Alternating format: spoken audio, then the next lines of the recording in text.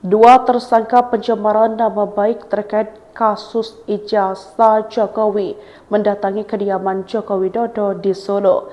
Kedatangan Egy Sujana dan Damai Hari Lubis itu terjadi pada Kamis 8 Januari 2026 sore hari. Diungkapkannya tujuan dua tersangka itu datang untuk silaturahmi. Syarif juga mengonfirmasi bahwa kedua tersangka didampingi kuasa hukum dan perwakilan relawan Jokowi atau Rejo. Sayangnya pertemuan ini digelar secara tertutup, artinya para jurnalis yang sudah di lokasi tidak diperkenalkan untuk meliput acara pertemuan.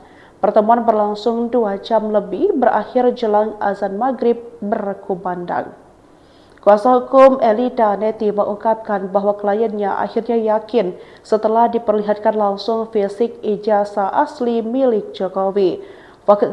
Fakta ini membuat Egy dan Damai secara resmi menarik tudingan ijazah palsu yang sebelumnya konsisten mereka suarakan. Pakar telematika Roy Suryo pun menanggapi pernyataan kuasa hukum Egy Sujana yakni Elida Neti tersebut. Pernyataan Elida menurut Roy Suryo terasa janggal sebab dokumen ijazah Jokowi yang diperlihatkan penyidik dilapisi plastik sehingga ketika tangan menyelip untuk menyentuh langsung tidak akan bisa mencapai bagian embos tersebut.